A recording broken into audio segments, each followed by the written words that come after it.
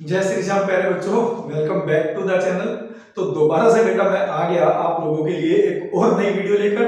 बहुत बड़ा गैप आ गया था, करीब करीब 10 दिन तक मैंने कोई वीडियो नहीं बनाई। और आज की क्लास में हम लोग फिर स्टार्ट करेंगे अपना इकोनॉमिक्स 12th का एक और नया क्वेश्चन पेपर और उसके एमसीक्यू करके देखेंगे। ठीक है बेटा, तो स्टार्ट करते हैं अपनी आज की क्लास।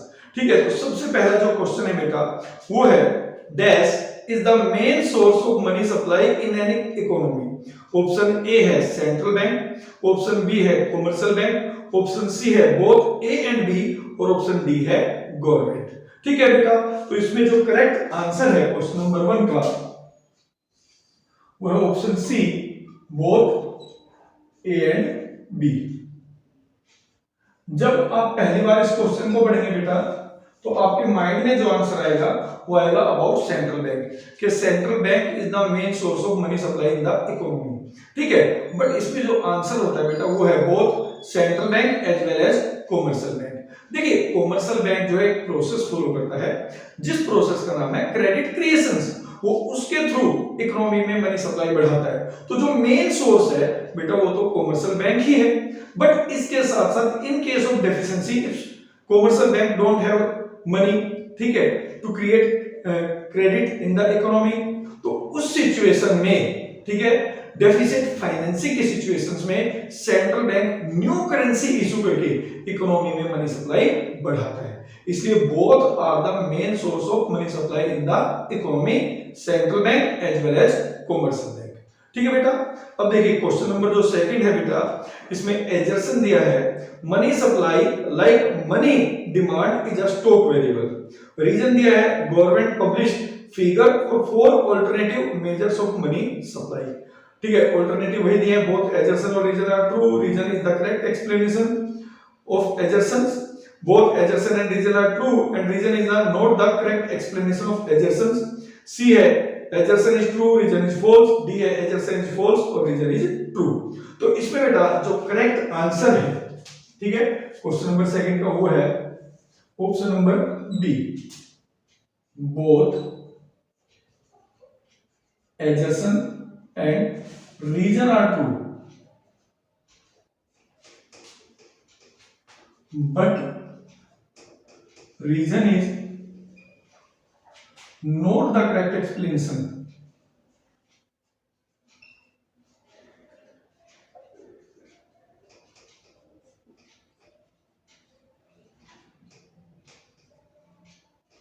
Of assertions. ठीक है, इसका मतलब देखिए ये दोनों स्टेटमेंट जो इन्होंने दिए एजर्सन और रीजन वाली वो दोनों ठीक है। क्यों ठीक है? मनी सप्लाई ऑब्वियस सी बात है एक स्टॉक वेरिएबल है, क्योंकि मनी सप्लाई का मतलब क्या होता है टोटल मनी इन सर्कुलेशन। ठीक है, total money in circulation at a given point of time. और जो variables given point of time पे मेजर किए जाए उनको हम स्टॉक वेरिएबल्स कहते हैं। तो मनी को भी हम बेटा पॉइंट ऑफ टाइम पे, एक पॉइंट ऑफ टाइम पे इकोनॉमी में टोटल मनी कितनी सर्कुलेशन में है उसी को मनी सप्लाई कहते हैं। तो इसलिए स्टॉक वेरिएबल है। फिर इसके बाद इन्होंने रीजन दिया है government publish figure for 4 alternate measures of money supply, कि गवर्नमेंट जो है पब्लिश करती है बेटा फिगर फॉर 4 अल्टरनेटिव मेजर्स, अलग अलग तरीके के 4 अल्टरनेट्स होते हैं बेटा मनी सप्लाई के, जिसमें पहला M1 जो हम 12th क्लास में पढ़ते हैं, M2, M3 और M4। तो 4 अल्टरनेट है जिसके थ्रू मनी सप्लाई को मेजर किया जाता है और गवर्नमेंट वो पब्लिश करती है। ठीक है, ये भी ट्रू है। ठीक है, आपने केवल M1 सुना है बट M1 के साथ साथ M2, M3 और M4 भी होते हैं, ये एक फैक्ट है। तो इसका मतलब बेटा दोनों एजर्सन और रीजन वैसे तो ट्रू है, बट जो हमारा एजर्सन था कि भाई मनी सप्लाई जो है स्टॉक वेरिएबल है, रीजन उसका करेक्ट एक्सप्लेनेशन नहीं है, क्योंकि वो ये नहीं बता रहा कि उसको हम स्टॉक वेरिएबल क्यों कहते हैं। ठीक है, इसलिए हमारा जो आंसर आएगा वो आएगा बेटा both assertion and reason are true but reason is not the correct explanation of एजर्सन।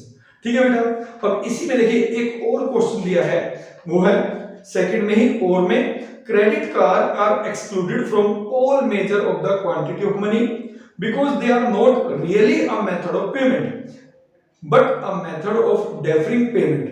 deferred payment मतलब बेटा जो फ्यूचर में पे करना है। ठीक है, when you buy a meal with a credit card the bank that issue the card pays the restaurant the amount that is due at a later date you will have to repay the bank, perhaps with interest.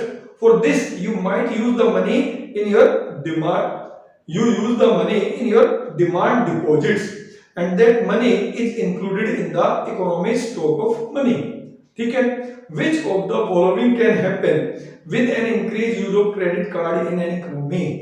Option A है increase in money supply, option B है decrease in money supply, option C है increase in money supply और option D है decrease in money demand.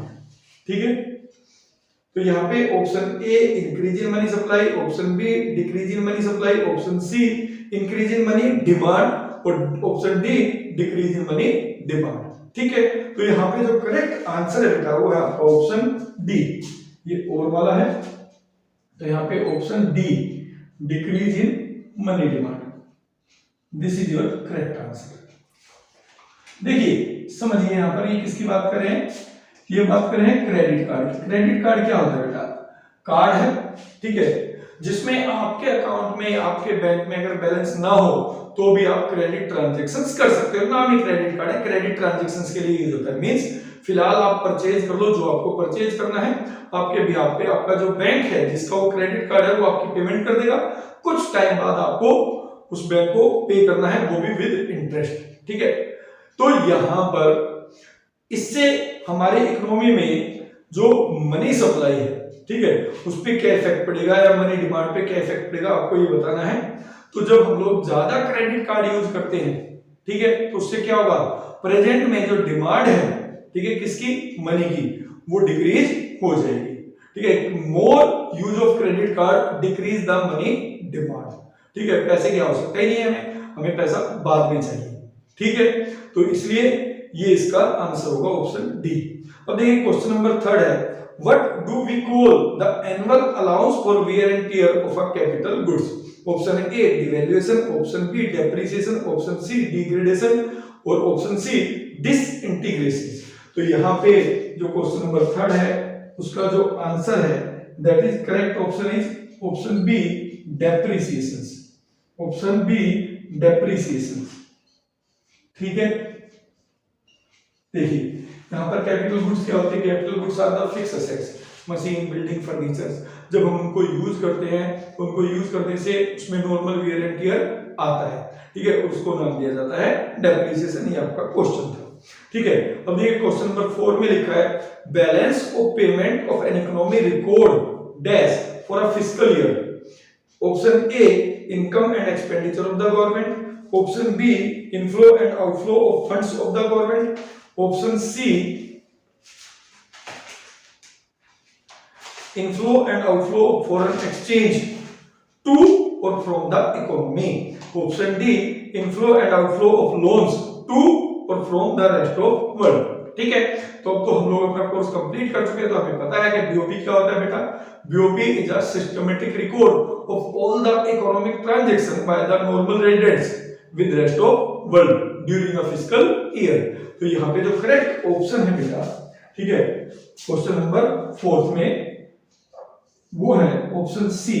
ठीक है, that is inflow and outflow of foreign exchange. This is your correct answer, this is your correct answer. ठीक है, क्यों? क्योंकि सबको पता है बीओपी क्या होता है बेटा। बीओपी इज अ स्टेटमेंट और systematic record of all the economic transaction by the normal resident of an economy with rest of world during an accounting year. कि भाई हमारे देश में कितना फॉरेन एक्सचेंज आया और हमारे देश से कितना फॉरेन एक्सचेंज गया, उसका सिस्टमैटिक रिकॉर्ड ही बीओपी कहलाता है। तो फॉरेन एक्सचेंज से रिलेटेड है, इनफ्लो और आउटफ्लो शो करता है। क्लियर है? अब इसी में बेटा एक और ऑप्शन दिया है, लिखा है let us assume that the foreign exchange rate of Indian rupee is speculated to rise in the coming months. कि भाई हमें ये लगता है कि फ्यूचर आने वाले टाइम में इंडियन रुपीस की वैल्यू बढ़ेगी। ठीक है, इंडियन रुपीस की वैल्यू बढ़ेगी, exchange rate of Indian rupees. ठीक है, this may lead to many investors holding on to the their reserve of US dollar. Which of the following things will be result in? P बोलता है rise in demand of US dollar, Q बोलता है rise in supply of US dollar, R बोलता है actual depreciation of INR, और S बोलता है fall in the demand of INR. ठीक है, तो यहाँ पे आपको ऑप्शन दे रखा है, ए है पी एंड आर, बी है पी एंड एस, सी है क्यू एंड आर, और डी है क्यू एंड एस। ठीक है, तो यहाँ पे बेटा जो करेक्ट आंसर होगा इसमें 4 के और वाले में, ठीक है, वो होगा आपका option D, that is Q and S. ठीक है, अब देखिए क्यू एंड एस क्या कह रहा है, क्यू कह रहा है rise in the supply of US dollar, rise in the supply of US dollar. ठीक है, और एस बोलता है fall in the demand of INR. ठीक है, अगर हमारे लिए हमारे रुपए की फॉरेन एक्सचेंज की वैल्यू बढ़ जाती है, ठीक है, यानी हमारा रुपया महंगा हो जाता है लोगों के लिए, तो उससे क्या होगा बेटा, उससे जो है हमारे यहाँ पर डॉलर की सप्लाई बढ़ जाएगी, बट हमारे अपने रुपए की इंटरनेशनल मार्केट में डिमांड कम हो जाएगी। इसलिए बोला गया है rise in the supply of US dollar और fall in the demand of INR. ठीक है बेटा, अब देखिए इसके बाद जो क्वेश्चन नंबर 5 है वो है बोरोइंग फ्रॉम आईएमएफ इज आ। ठीक है, अगर आईएमएफ इंटरनेशनल मॉनेटरी फंड से हम बोरो करें तो वो क्या है, option A accommodating transactions, option B autonomous transaction, option C foreign aid, और option D none of these. तो यहाँ पे जो क्वेश्चन नंबर 5 है बेटा, उसका जो करेक्ट आंसर है वो है ऑप्शन ए। ठीक है, that is accommodating items, accommodating items. ठीक है, this is your correct answer. ठीक, क्यों करेक्ट आंसर है बेटा, देखिए ऑटोनोमस आइटम्स कौन सी होती है, ऑटोनोमस ट्रांजैक्शंस या अकोमोडेटिंग आइटम्स या अकोमोडेटिंग ट्रांजैक्शंस। ठीक है, ऑटोनोमस ट्रांजैक्शंस कौन सी होती है, ऑटोनोमस ट्रांजैक्शंस होती है वो ट्रांजैक्शन जो हम लोग प्रॉफिट मोटिव को ध्यान में रखते हुए करते हैं with the rest of world. ठीक है, फिर सी दिया है फॉरेन एड, फॉरेन एड का मतलब होता है विदेशी सहायता के रूप में। तो ऑब्वियस सी बात है बेटा, हमने बोरो किया है आईएमएफ से, तो सहायता तो नहीं दे रहा, हमें पैसा वापस लेगा बेटा। ठीक है, नन ऑफ दिस हो नहीं सकता। अकोमोडेटिंग ट्रांजैक्शंस कौन सी होती है बेटा, अकोमोडेटिंग ट्रांजैक्शंस वो ट्रांजैक्शंस होती हैं जो हम लोग बीओपी को बैलेंस करने के लिए करते हैं। इन केस, ठीक है, हमारा बीओपी में इनफ्लो ऑफ फॉरेन एक्सचेंज है कम और आउटफ्लो फॉरेन एक्सचेंज है ज्यादा, तो हम लोग क्या करते हैं, बोरो कर लेते हैं आईएमएफ से, जिससे कि हमारा बीओपी बैलेंस हो सके, और इस तरीके के ट्रांजैक्शंस को बोलते हैं अकोमोडेटिंग ट्रांजैक्शंस। ठीक है, तो इसलिए borrowing from IMF is accommodating transactions, जो कि हम बीओपी को बैलेंस करने के लिए करते हैं। देखिए बेटा क्वेश्चन नंबर 6 में बोला गया है current account of balance of payment is that account which record all the transaction between the resident of a country and the rest of world which causes a change in the ownership of assets। ठीक है, एक statement आपको given है, तो option A दे रखा है statement is true, option B दे रखा है statement is false, option C दे रखा है स्टेटमेंट इज करेक्ट, और ऑप्शन डी दे रखा है कांट बी सेड। ठीक है, तो यहाँ पे जो आपका 6th है उसका जो आंसर है बेटा that is your option B, that is your option B. ठीक है, statement is false, statement is false. क्यों बेटा, देखिए हमारे बीओपी में हम अपनी सारी ट्रांजैक्शंस को दो पार्ट्स में डिवाइड करते हैं, एक करेंट अकाउंट ट्रांजैक्शन और दूसरा capital account transactions. Capital account में दो चीजें आती हैं, इन्वेस्टमेंट और बोरोइंग्स, यानी कैपिटल अकाउंट में वो सारी ट्रांजैक्शंस इंक्लूड होती है बेटा जो एक कंट्री के असेट्स और लायबिलिटी के स्टेटस पे इफेक्ट डालती है। ठीक है, तो करंट अकाउंट में ऐसी कोई ट्रांजैक्शन इंक्लूड नहीं होती जिससे कि किसी कंट्री के असेट्स और लायबिलिटी के स्टेटस पे इफेक्ट पड़े, जबकि ये कह रहे हैं कि करंट अकाउंट से ओनरशिप ऑफ असेट्स पे इफेक्ट पड़ता है। ठीक है, तो ऐसा बिल्कुल भी नहीं है, इसलिए आंसर होगा स्टेटमेंट इज फॉल्स। ठीक है, अब देखिए question number 7, the constituents of aggregate demand are, तो constituents of aggregate demands are, सबको पता होगा बेटा ये तो। ठीक है, ऑप्शन ए है इन्वेस्टमेंट, ऑप्शन बी है कंजम्पशन, ऑप्शन सी है both A and B, option D है नन ऑफ दीज। ठीक है, तो यहाँ पे जो क्वेश्चन नंबर 7 है उसका जो करेक्ट आंसर है बेटा वो है option C, both A and B. यानी C प्लस आई, क्योंकि हमें पता है जो हमारा एडी होता है एग्रीगेट डिमांड वो होता है C प्लस आई, ठीक है। बट एक चीज ध्यान रखनी बेटा, एडी के 4 कंपोनेंट्स होते हैं, C प्लस आई प्लस G प्लस E, बिल्कुल वही एक्सपेंडिचर मेथड वाली। बट हम जो 12th में पढ़ते हैं बेटा, हम 12th में केवल एडी के 2 कंपोनेंट स्टडी करते हैं, that is consumption and investment, ठीक है। इसलिए आंसर है बेटा बोथ ए एंड बी। अब यहाँ पे बेटा इसमें भी एक ऑप्शन गिवन है, लिखा है level of plant output coincides with plant expenditure when, ठीक है, कि हमारा जो प्लांट आउटपुट है और प्लांट एक्सपेंडिचर एक दूसरे के बराबर होता है कब, जब option A AD is equal to S, option B C is equal to I, option C both A and B, option D none of these, ठीक है। तो यहाँ पे जो करेक्ट आंसर है बेटा और वाले का वो है option A, that is AD is equal to S, ठीक है। सबको बताया बेटा कि जहां पर हमारी इकोनॉमी इक्विलिब्रियम में होती है, यानी एग्रीगेट डिमांड और एग्रीगेट सप्लाई एक दूसरे के इक्वल होती है, वहां पे हमारा प्लांट आउटपुट और प्लांट एक्सपेंडिचर एक दूसरे के इक्वल होता है, ठीक है बेटा। तो ये था आपका क्वेश्चन नंबर 7। अब बात करते हैं क्वेश्चन नंबर 8 की। क्वेश्चन नंबर 8 है what do you mean by deflationary gap. Option A है deflationary gap is the situation where AD falls short of investment at full level of employment. Option B है deflationary gap is the situation where AD falls short of AS at full level of employment. Option C है deflationary gap is the situation when AS falls short of AD at full level of employment. Option D है deflationary gap is the situation where AS falls short of investment at full level of employment. ठीक है बेटा, तो इस question number 8 में हमें deflationary gap के बारे में बताना है और इसका जो करेक्ट आंसर है बेटा that is your option number B, ठीक है, ऑप्शन नंबर बी, ठीक है। Deflationary gap is a situation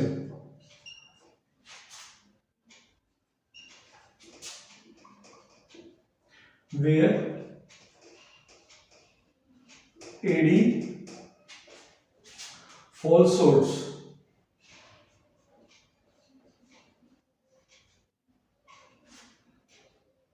of AS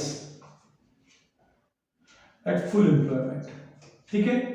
सबको पता है ये बात कि जो डिफ्लेशनरी गैप है वो कब क्रिएट होता है, ठीक है, आपको पता है, ठीक है। अगर आप लोगों को पता है तो कमेंट में करके जरूर बताइएगा कि डिफ्लेशनरी गैप के सिचुएशंस कब क्रिएट होती है, ठीक है, एक्सेस डिमांड में, डेफिसिट डिमांड में या किसी और सिचुएशंस में, आपको कमेंट करके बताना है, ठीक है। अब बात करते हैं क्वेश्चन नंबर 9 की। एडजस्टेंस और रीजन का गिवन है बेटा।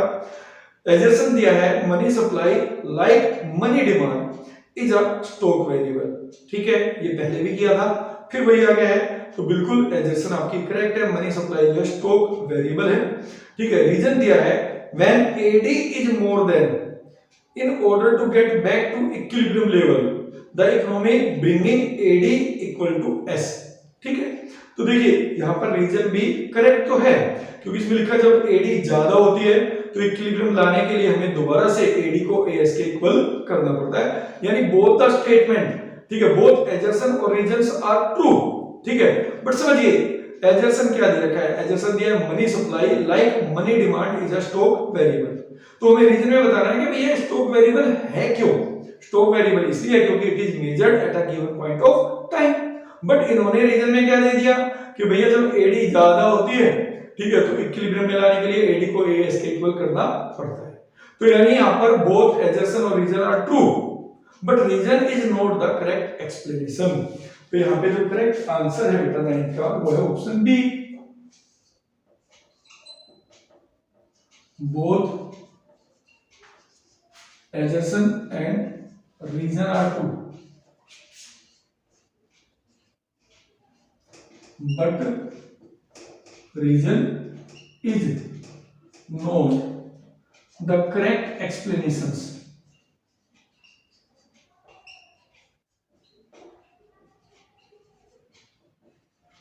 of assertions, ठीक है। समझ में आया ना क्यों नहीं, क्योंकि यहाँ पे मनी सप्लाई के बारे में बताया। तो बेटा मनी सप्लाई को स्टॉक वेरिएबल क्यों माना जाता है, उसका रीजन होना चाहिए था। समझ में आया? ठीक है, तो अब देखते हैं इसका लास्ट क्वेश्चन हमारी मैक्रो इकोनॉमिक्स का। तो आज की क्लास में बस 10 क्वेश्चन ही करनी है, तो लास्ट क्वेश्चन है अपना। ठीक है, इसमें भी बेटा एजर्सन और रीजन दिया है, लिखा है the economy fails to create enough job under involuntary unemployment. ठीक है, और रीजन दिया है planned output is lower than full employment level of output. ठीक है, तो यहाँ पे ऑल्टरनेट दे रखा है, वही बोथ एजर्सन और reason are true, reason is the correct explanation of assertions, both assertion and reason are true but reason is not the correct explanation, assertion is true, reason is false, assertion is false, reason is true। ठीक है, तो यहाँ पे जो correct answer होगा बेटा question number 10 का वो होगा option A, both assertion and reason are true। ठीक है, and reason is the correct explanation